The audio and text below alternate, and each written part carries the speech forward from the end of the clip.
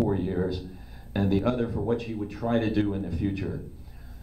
During her 4 years, she cast the deciding vote to bring the Baltimore Orioles baseball team to Sarasota, the deciding vote to ask the city manager, a good man but not a good fit for our city, to resign.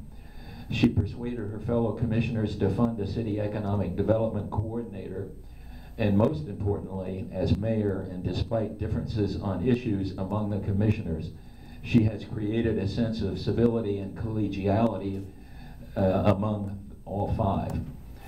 As for the future, she likes to say that it's a new day in City Hall with a wonderful new city manager, a new and exciting police chief, a new chief financial officer, a new human resources director, and a new utilities director, to name a few. She looks forward to supporting that wonderful new management team. She is a consensus builder who will try to reconcile neighborhood preservation with the need to continue developing the city while addressing the very difficult issues, fiscal issues, caused mostly by the need to meet our pension obligations while addressing the unfunded liability. Thank you.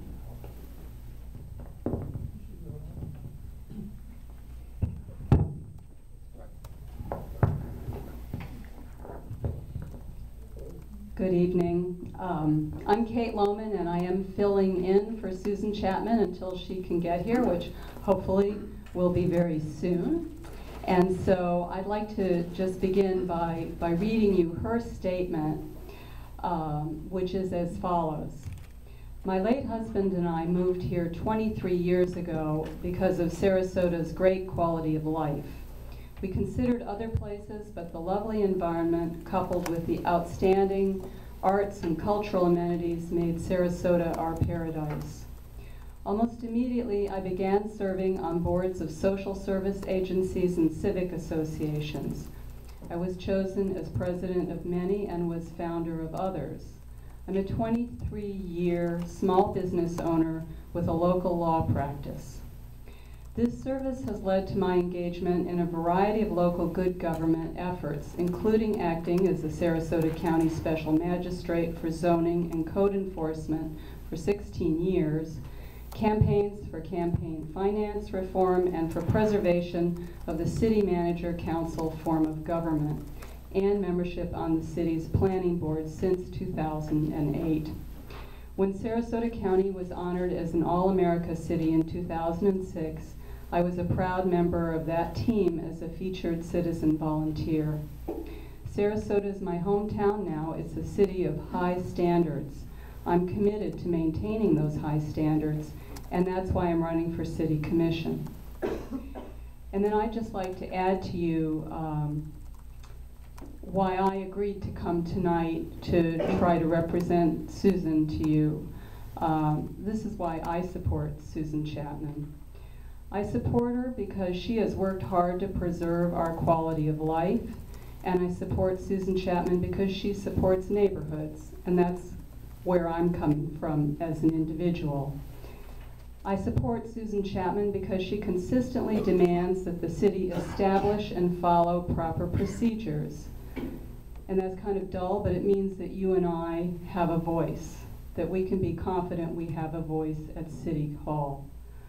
I support Susan Chapman because she is ethical. She has never personally benefited from any of the projects she has worked on. Finally, I support Susan Chapman because she's effective. Not only is she hardworking, committed, and ethical, she gets the job done. And that's why I support her, and I hope you'll support her too. Thank you.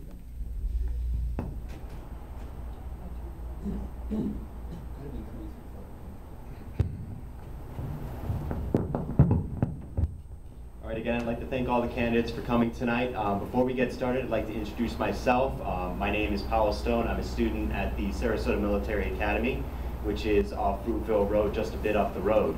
I was asked to come tonight to probably spur a little bit more, I guess, interest in the local politics. A lot of kids my age will be at home playing video games tonight, ignoring their homework and doing other things. So I'm here to help out. To kind of explain the method we're going to use tonight, we'll start at either the left or the right side of the table, move on down the line. We'll try to take about a minute per question. We have a lot of questions tonight, and I'd like to get through as many as possible. I know there are a lot of views we have here tonight, so we try to accommodate everyone.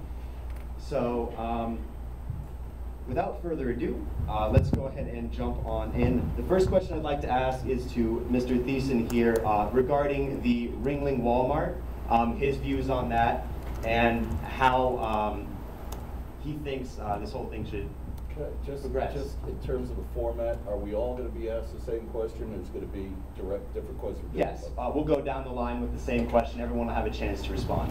So again, just about a minute.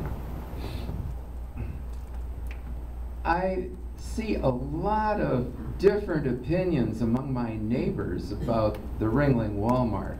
I can't wait for it. But some of them are saying, oh, it's going to be noisy, and there's going to be traffic, and there's going to be, well, yeah, I guess Publix was there, but there wasn't any traffic for Publix, and the hardware, well, I guess there wasn't any hardware. I don't know. I don't know how bad it's going to be. But anyway, actually it's at the edge of downtown, the corner of Ringling and Lime. And there is some traffic there at certain times of day. Other days you could walk down the center, or other times of the day, night, you could walk down the center of the street. So anyway, I like the idea of having it there. I'm a little apprehensive if the neighbors are right in what might happen. Thank you. Putting my personal opinions aside, I do support the process that we're going through with the Walmart. The process is doing exactly what it's supposed to do. So the planning board made a decision. The neighbors felt that that decision was not correct. They appealed. I think the city commission was correct in hearing the appeal. And now this evening, the city commission is having a new hearing with the facts and the public making their views known. And so they'll have to come to a very difficult decision. But I support exactly how the process has continued as it should. And it will be interesting to see the final outcome. Thank you. As an individual, I love Walmart, but as a potential commissioner, you have to look at it from a different perspective. And as a possible commissioner, I'm neither for or against Walmart. I think Walmart can have a great impact on the community. It could also have a terrible impact on the community. And I think it boils down to if the goods that Walmart is providing is already being met in that place. If those goods are already being met, then Walmart has a devastating impact. It can run people out of business. But if there is some void of those services, Walmart could have a potential good impact. Now, on the surface, it appears to me that the Walmart is a better alternative to what is there. It might possibly enhance those other businesses, and I personally don't think that Walmart would affect down Main Street. I think those are different kinds of shops, different clientele. So I don't think it's going to have an adverse impact. But however, everybody has to follow our procedure. Everybody has to go through the process. Of course, we have two different people reading the code differently and coming to different conclusions. But I think we're doing the right thing tonight to try to figure out what's right, and no one is exempt from the process. Sorry. Look, at this point, I think my opinion is probably moot. I will say that I did write in the newspaper saying I supported the appeal simply because I felt if people had something to say, we should get it out there. If they had valid reasons to oppose the planning board's decision, it made sense. Let's get it out there, let's hear everybody, and let the chips fall where they may. The one thing I did find that was very surprising, I've been walking in that neighborhood for the last 2 days, and the overwhelming number of people that I spoke to actually supported and wanted very much to have a Walmart go in there, which is not the way it's actually been portrayed in the press, and a lot of people have said, a lot of neighborhood folks would say that you know, the Walmart shouldn't be there. The overwhelming number of people I spoke to wanted to have the Walmart. So as I said, my opinion at this point is moot. I think we have to let the chips fall as they may and go with whatever the commission comes up with. The process at City Hall tonight, it is a quasi-judicial process, which means in the case of all 5 of the commissioners, they're pretty constrained by what they can do and listen to. But knowing Suzanne, she will hear all of the testimony, and there's going to be a lot of it, and then she'll make her own decision. But it would not be proper for me to characterize her position at this point, and I'm not even sure on that question what her position is, even though we've talked about it. Ladies and gentlemen, I'm Susan Chapman. Thank you for being patient. I had another obligation tonight. I am a member of the planning board. I am one of the 2 planning board members who did vote against the Walmart. I voted against the Walmart based upon a decision and a 35-year practice of law in which I feel that we have a planning code, and the code says that that particular area is neighborhood shopping center zoning, and that means that in the list of allowed or permitted conduct or buildings and not permitted, department stores are not permitted. Then you have to go to a definition of what is a department store, and the definition of department store is a store with departments less than with more than 15,000 square feet. Walmart was 27,000 square feet, and that's why I voted against it.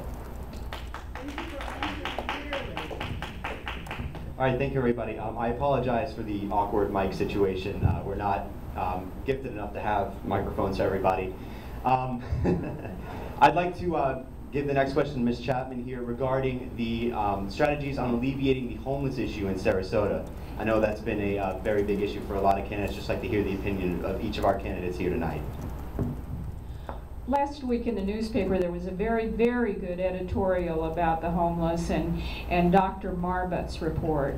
And I've had an opportunity to read his report, and I think the report has a lot of good things to say.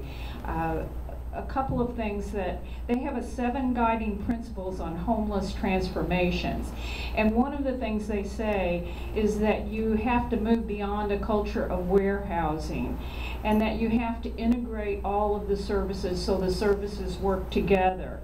Then you have to have what's called master case management. We've read in the newspaper that now there is a plan for hiring case managers. That's a good step 1. And then the case management has to be customized, that you have to do behavior management principles, you have to have positive reinforcement and consequences, and you can't allow begging on the streets, and you can't allow panhandling, and you have to redirect the behaviors. I believe a one-stop center is appropriate. One of the great things that Tom Barwin has done as the new city manager is meet with a whole lot of stakeholders on this issue, including the homeless, and attempt to create a public-private partnership to address these issues, because the public doesn't have enough resources to do this on its own. So I support Mr. Barwin's efforts to address that problem, or not I, but Suzanne, to address that problem. She's been concerned about it for years, and I think she's always urged that the public-private partnership be formed, and Barwin is doing that.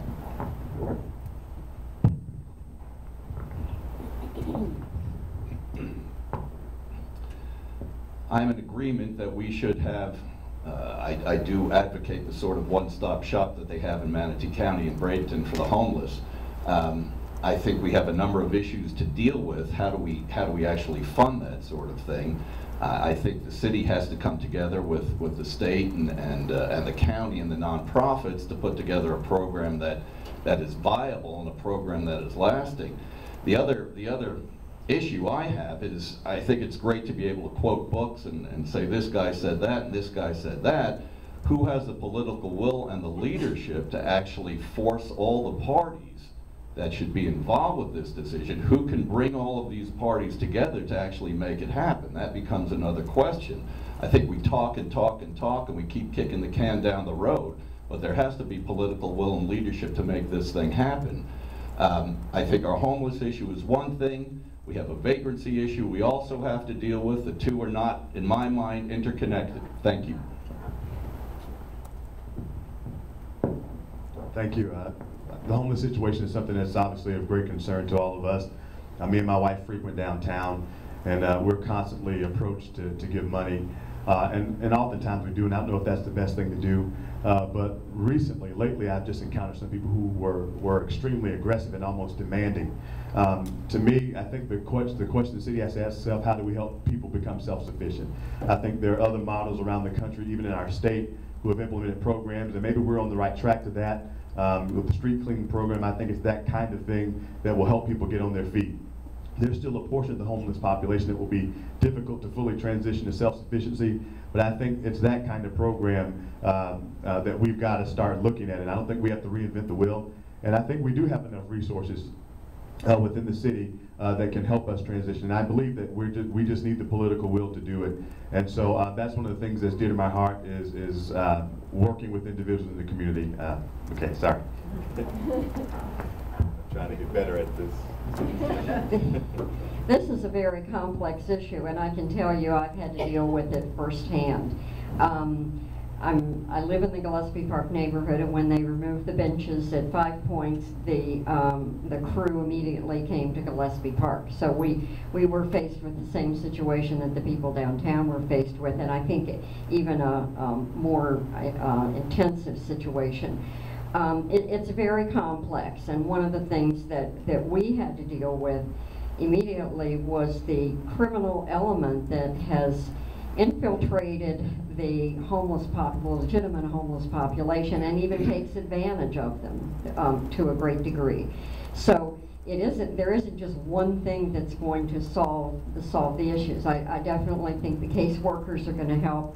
Looking at the one-stop center is a move in the right direction. Housing, we absolutely have to address the issue of housing.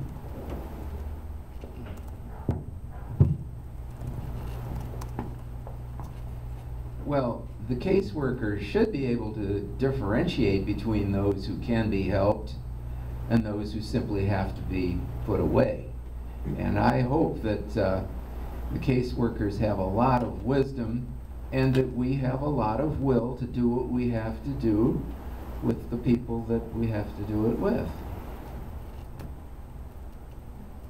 All right, thank you. I'd like to go to our next question here, which I thought was very nice. What are the two most important issues for the City Commission in the next year, in your opinion?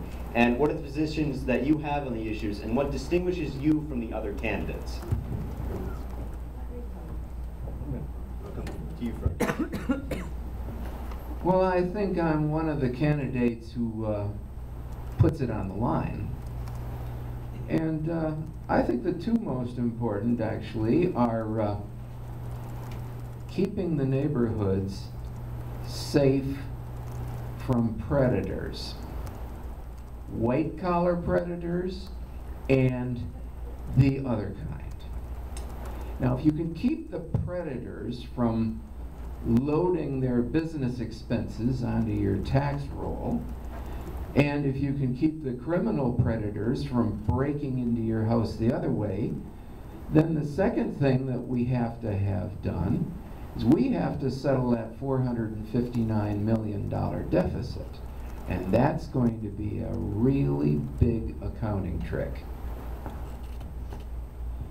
Yes, I think the financial stability of the city is absolutely critical, and we've got just incredible challenges. We're no different than every other city across America. And so I don't have any silver bullet, any answers to that, but we do have a new chief financial officer now, and while we had an excellent one in Chris Lyons, perhaps even some new eyes on the financial status of the city, perhaps that will help. But the city manager and the financial office that they're going to bring the city commission a budget, and we'll have to take a look at that, and there are going to be some real challenges and difficult decisions. The second thing I think is also the balance between the neighborhoods and the business / development community, and I think that's where I can bring a lot of experience with bringing those two elements together.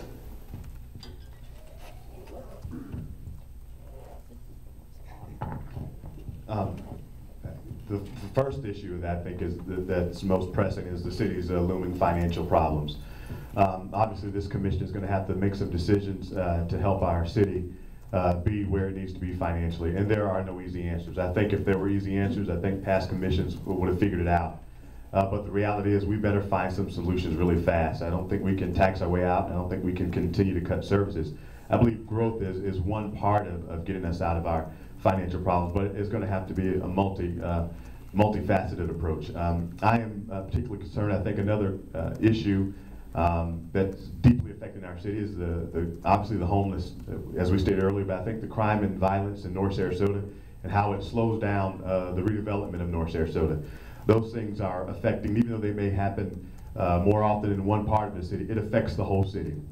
The whole city pays the price tag in some kind of way. What I think I bring to the table, obviously, is the relationships that I've built up over a lifetime that I believe will help get the community involved to help solve some of those problems. And having a degree in accounting and that doesn't hurt with the budget, working on the budget things. Thank you.